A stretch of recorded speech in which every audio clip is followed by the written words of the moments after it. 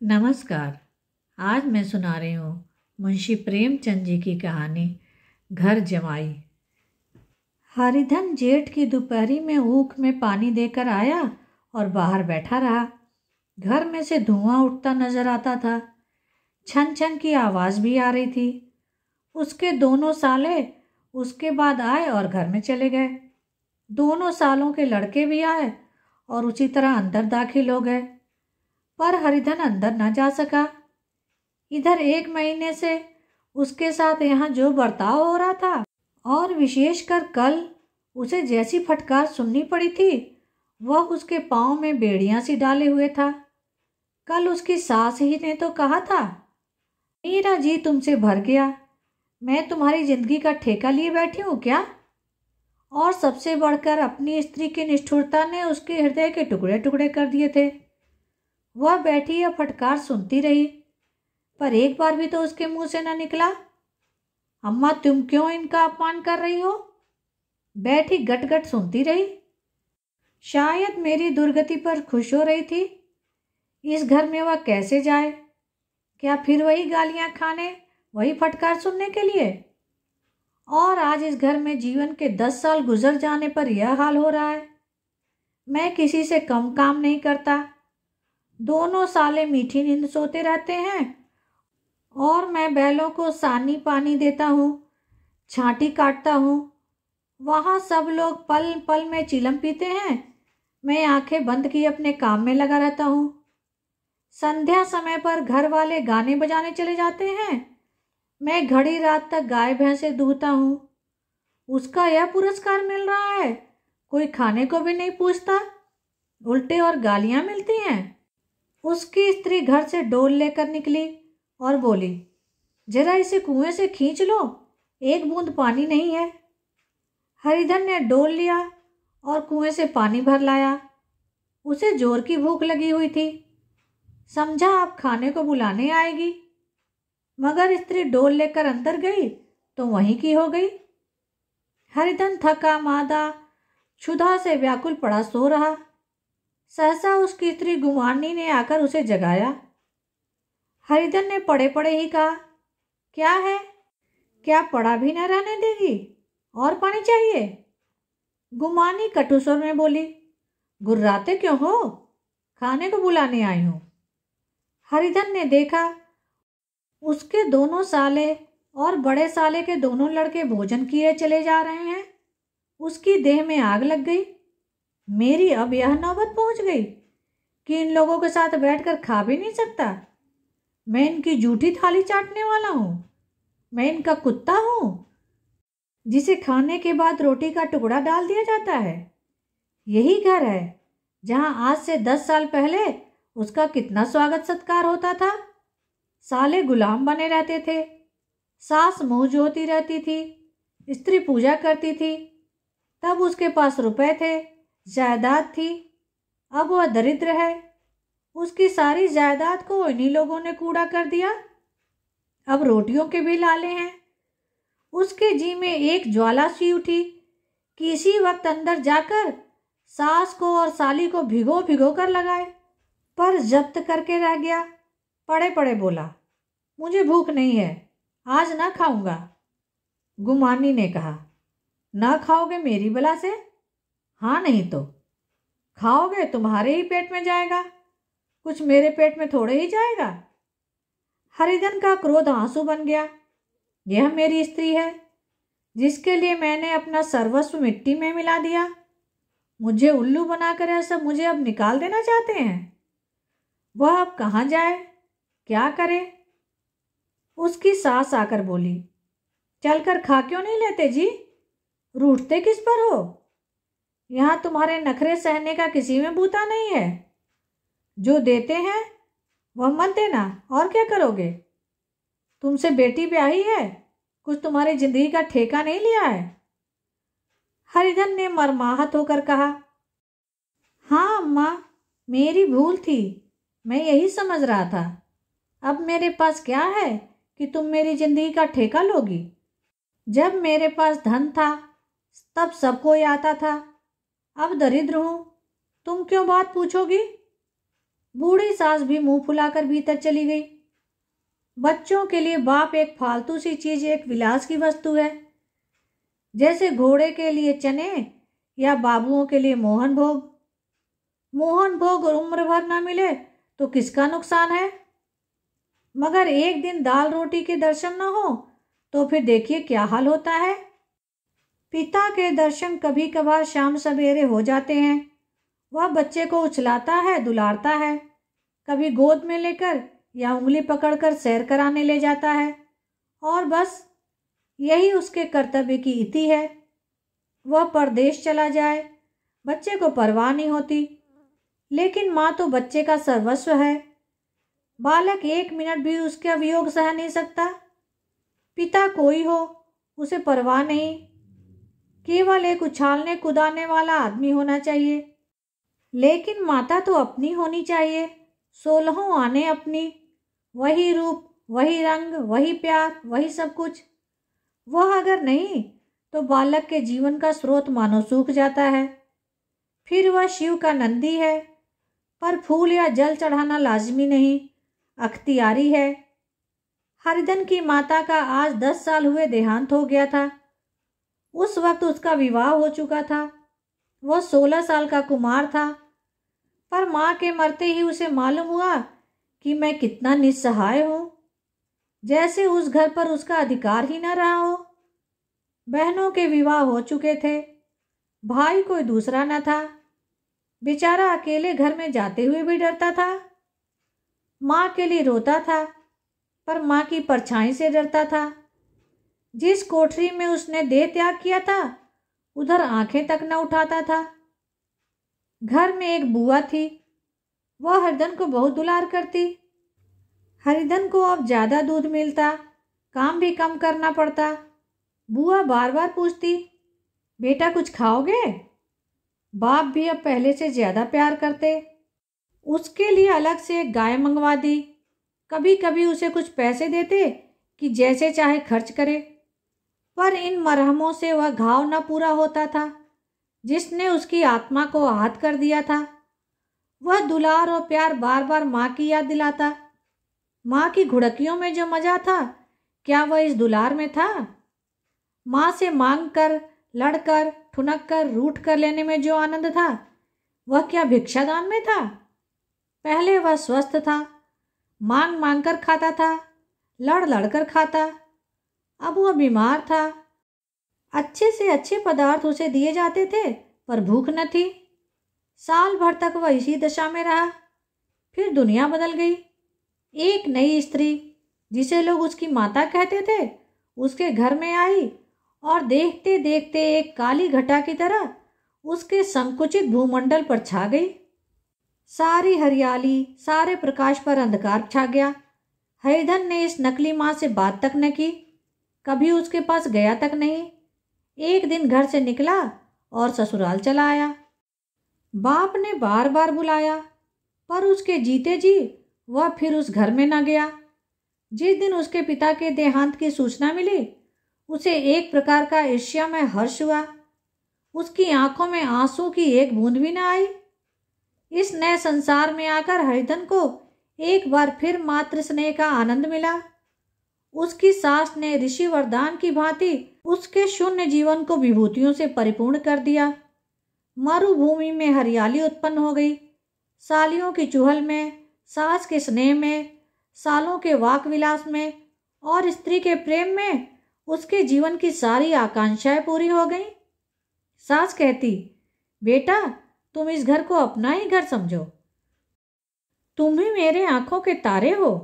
वह उससे अपने लड़कों की, बहुओं की शिकायत करती। वह दिल में समझता था, सास जी मुझे अपने बेटों से भी ज्यादा चाहती हैं। बाप के मरते ही वह घर गया और अपने हिस्से की जायदाद को कूड़ा करके रुपयों की थैली लिए फिर आ गया।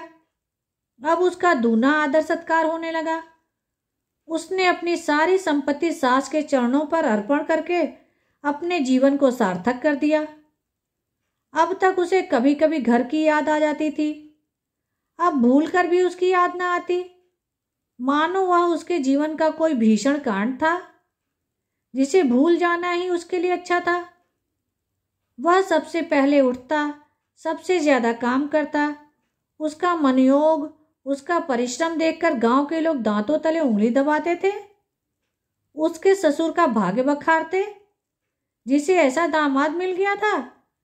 लेकिन ज्यों ज्यों दिन गुजरते गए उसका मान सम्मान घटता गया। पहले देवता था, फिर घर का आदमी, अंत में घर का दास हो गया। रोटियों में भी बाधा पड़ गई, अपमान होने लगा। अगर घर के लोग भूखे मरते तो साथ उसे भी मरना पड़ता, तो उसे जरा भी शिकायत न होती।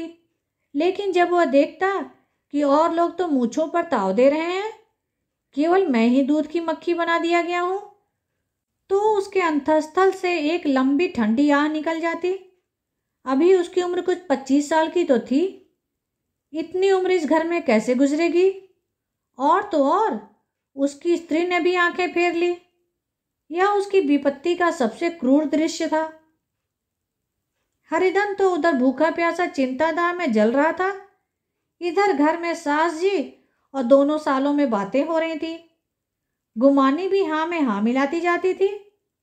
बड़े साले ने कहा, हम लोगों की बराबरी करते हैं, यह नहीं समझते कि किसी ने उनकी जिंदगी भर का बीड़ा थोड़े ही लिया है। 10 साल हो गए, इतने दिनों में क्या 2-3 हजार ना हड़प गए होंगे। छोटे साले ने कहा, मजूर हो तो आदमी घुड़के भी, डांटे भी। अब इनसे कोई क्या कहे, न जाने इनसे पिंड छूटेगा भी या नहीं। अपने दिल में समझते होंगे मैंने 2,000 रुपये नहीं दिए हैं। यह नहीं समझते कि उनके 2,000 रुपये कब के उड़ चुके हैं। 1.25 सेर तो 1 जून को चाहिए। सास गंभीर भाव से बोली, बड़ी भारी खुराक है। गुमानी माता के सिर से जूं निकाल रही थी, सुलगते हुए हृदय से बोली, निकम्मे आदमी को खाने के सिवा और काम ही क्या रहता है।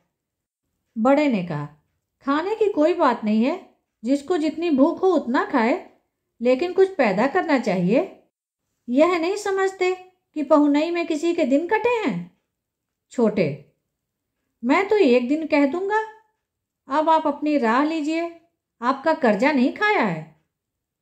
गुमानी घर वालों की ऐसी ऐसी बातें सुनकर अपने पति से द्वेष करने लगी थी। अगर वह बाहर से 4 पैसे लाता तो इस घर में उसका कितना मान सम्मान होता। वह भी रानी बनकर रहती। न जाने क्यों कहीं बाहर जाकर कमाते उसकी नानी मरती है। गुमानी की मनोवृत्तियां अभी तक बिल्कुल बालपन की सी थी। उसका अपना कोई घर न था, उसी घर का हित अहित उसके लिए प्रधान था। वह भी उन्हीं शब्दों में विचार करती, इस समस्या को उन्हीं की आंखों से देखती जैसे उसके घर वाले देखते थे। सच तो है, 2,000 रुपये में क्या किसी को मोल ले लोगे? 10 साल में 2,000 रुपये होते ही क्या है? 200 ही तो साल भर के हुए। क्या 2 आदमी साल भर में 200 भी ना खाएंगे? फिर कपड़े लत्ते, घुई, दूध सब कुछ तो है। 10 साल हो गए, एक पीतल का छल्ला नहीं बना। घर से निकलते तो जैसे इनके प्राण निकलते हैं। जानते हैं, जैसे पहले पूजा होती थी वैसे ही जन्म भर होती रहेगी। यह नहीं सोचते कि पहले की बात और थी, अब और बात है। बहू ही पहले ससुराल जाती है तो उसका कितना महत्व होता है।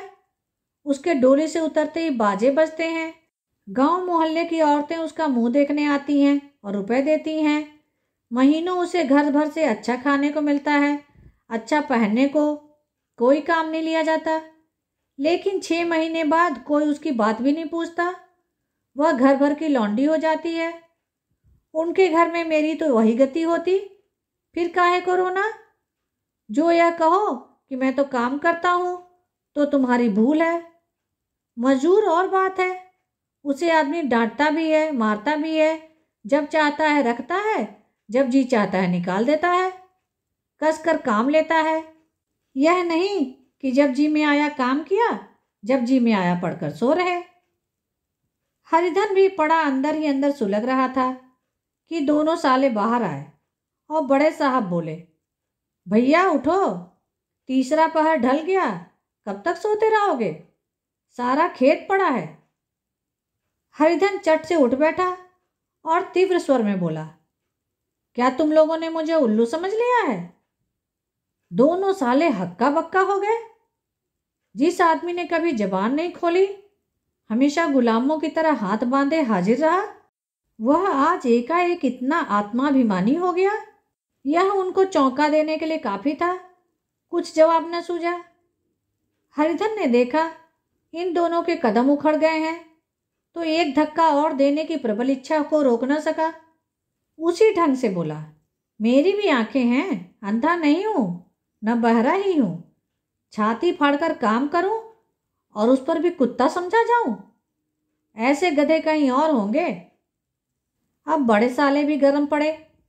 तुम्हें किसी ने यहां बांध तो नहीं रखा है? अब की हरिधन लाजवाब हुआ। कोई बात न सूझी। बड़े ने फिर उसी ढंग से कहा, अगर तुम यह चाहो कि जन्म भर पाहुने बने रहो और तुम्हारा वैसा ही आदर सत्कार होता रहे, तो हमारे बस की बात नहीं है। हरिधन ने आंखें निकालकर कहा, क्या मैं तुम लोगों से कम काम करता हूं? बड़े, यह कौन कहता है? हरिधन, तो तुम्हारे घर की यही नीति है कि जो सबसे ज्यादा काम करे वही भूखों मारा जाए। बड़े, तुम खुद खाने नहीं गए? क्या कोई तुम्हारे मुंह में कौर डाल देगा? हरिधन ने होठ चबाकर कहा, मैं खुद खाने नहीं गया कहते तुम्हें लाज नहीं आती? नहीं आई थी बहन तुम्हें बुलाने? हरिधन की आंखों में खून उतर गया, दांत पीसकर रह गया। छोटे साले ने कहा, अम्मा भी आई थी, तुमने कह दिया मुझे भूख नहीं तो क्या करती? सास भीतर से लपकी चली आ रही थी। यह बात सुनकर बोली, कितना कहकर हार गई, कोई उठे ना तो मैं क्या करूं? हरिधन ने विष, खून और आग से भरे हुए स्वर में कहा, मैं तुम्हारे लड़कों का जूठा खाने के लिए हूं? मैं कुत्ता हूं कि तुम लोग खाकर मेरे सामने रूखी रोटी का टुकड़ा फेंक दो? बुढ़िया ने ऐंठ कर कहा, तो क्या तुम लड़कों की बराबरी करोगे? हरिधन परास्त हो गया। बुढ़िया के एक ही व्यवहार ने उसका काम तमाम कर दिया। उसकी तनी हुई भौहें ढीली पड़ गईं, आंखों की आग बुझ गई, फड़कते हुए नथुने शांत हो गए। किसी आहत मनुष्य की भांति वह जमीन पर गिर पड़ा। क्या तुम मेरे लड़कों की बराबरी करोगे? यह वाक्य एक लंबे भाले की तरह उसके हृदय में चुभता चला जाता था। न हृदय का अंत था, न उस भाले का। सारे घर ने खाया, पर हरिधन न उठा। सास ने मनाया, सालियों ने मनाया, ससुर ने मनाया, दोनों साले मनाकर हार गए। हरिधन न उठा। वहां द्वार पर एक टाट पड़ा था, उसे उठाकर सबसे अलग कुएं पर ले गया और जगत पर बिछाकर पड़ा रहा। रात भीग चुकी थी। अनंत आकाश में उज्जवल तारे बालकों की भांति क्रीड़ा कर रहे थे। कोई नाचता था, कोई उछलता था, कोई हंसता था, कोई आंखें मीचकर फिर खोल देता था। रह रहकर कोई साहसी बालक सपाटा भरकर एक पल में उस विस्तृत क्षेत्र को पार कर लेता था और न जाने कहाँ छा जाता था। हरिधन को अपना बचपन याद आया, जब वह भी इसी तरह क्रीड़ा करता था। उसकी बाल स्मृतियां उन्हीं चमकीले तारों की भांति प्रज्वलित हो गईं। वह अपना छोटा सा घर, वह आम का बाग जहाँ वह केरियां चुना करता था, वह मैदान जहाँ वह कबड्डी खेला करता था, सब उसको याद आने लगे। फिर अपनी स्नेहमयी माता की सदैव मूर्ति उसके सामने आकर खड़ी हो गई। उन आंखों में कितनी करुणा थी, कितनी दया थी। उसे ऐसा जान पड़ा मानो माता की आंखों में आंसू भरे उसे छाती से लगा लेने के लिए हाथ फैलाए उसकी ओर चली आ रही है। वह उस मधुर भावना में अपने को भूल गया।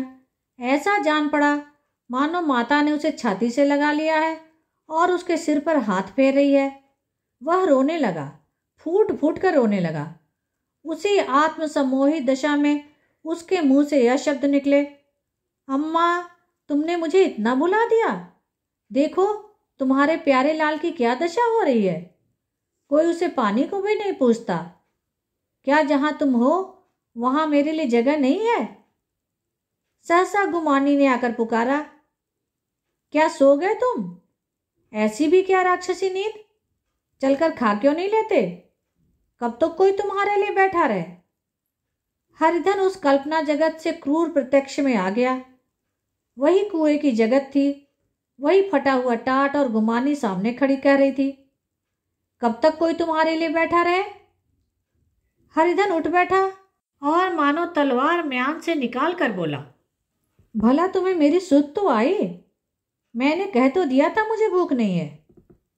गुमानी, तो कितने दिन तक न खाओगे? अब इस घर का पानी भी न पीऊंगा। तुझे मेरे साथ चलना है या नहीं?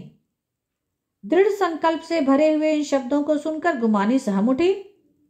बोली, कहाँ जा रहे हो? हरिधन ने मानो नशे में कहा, तुझे इससे क्या मतलब? मेरे साथ चलेगी या नहीं?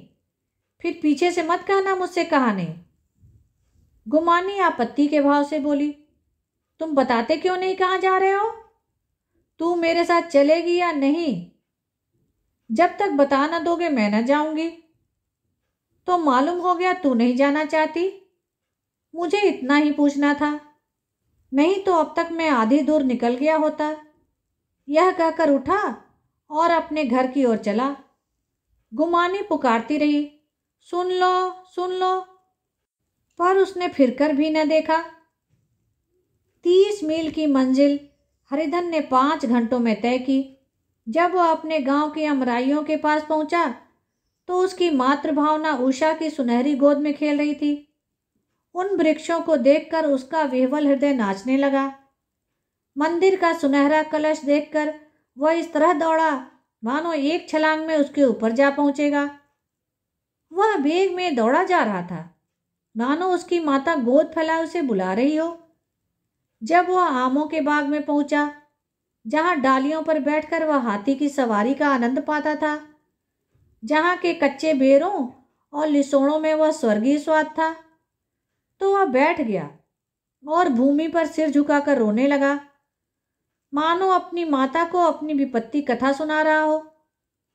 वहां की वायु में, वहां के प्रकाश में मानो उसकी विराट रूपणी माता व्याप्त हो रही थी। वहां की अंगुल अंगुल भूमि माता के पद चिन्हों से पवित्र थी। माता के स्नेह में डूबे हुए शब्द अभी तक मानो आकाश में गूंज रहे थे। इस वायु और इस आकाश में न जाने कौन सी संजीवनी थी, जिसने उसके शोकार्त हृदय को फिर बालोत्साह से भर दिया। वह एक पेड़ पर चढ़ गया और आम तोड़ तोड़ कर खाने लगा। सास के वह कठोर शब्द, स्त्री का वह निष्ठुर आघात, वह सारा अपमान वो भूल गया। उसके हाथ पांव फूल गए थे, तलवों में जलन हो रही थी, पर इस आनंद में उसे किसी बात का ध्यान न था। सहसा रखवाले ने पुकारा, वह कौन ऊपर चढ़ा है? उतर, अभी नहीं तो एक ऐसा पत्थर खींच के मारूंगा कि वहीं ठंडे हो जाओगे। उसने कई गालियां भी दी। इस फटकार और इन गालियों में इस समय हरिधन को अलौकिक आनंद मिल रहा था।